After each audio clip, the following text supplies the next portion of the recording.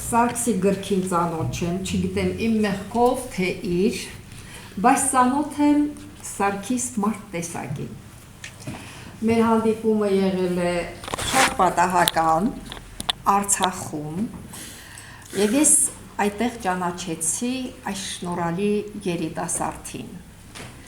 Եվ այն ստեղծագործողը, ով իր մուտքը ազդարարում է ոտք դնելով Արցախի սրբագույն հողի վրա, վայելելու տիեզերական դրախտի շունչը, հեքիաթային բնությունը վայելի, ուրեմն նրա ոգեղենության զինանոցը հայրենասիրությունն է։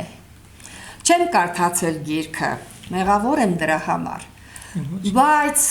ճանաչելով քեզ, քո տեսակը, համոզված եմ, որ այդ գիրքը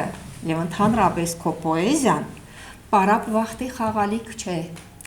Այն անպայման ծառայելու է հասարակական պայքարի, որպես առաջամարտիկ ինքդ լինելով եւ հայի գոյաբանական խնդիրների լուծման դեղատոմսի առաջարկներ է ունենալու։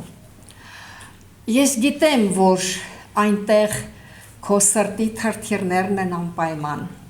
քո ապրած զգացմունքները, քո սերը, այն սերը, որը միայն անձնականը չէ, այն վերածված է անպայման անանձնական սիրո։ Ինչ ասեմ, Սարգիս ջան, շնորհավորում եմ գրքիդ,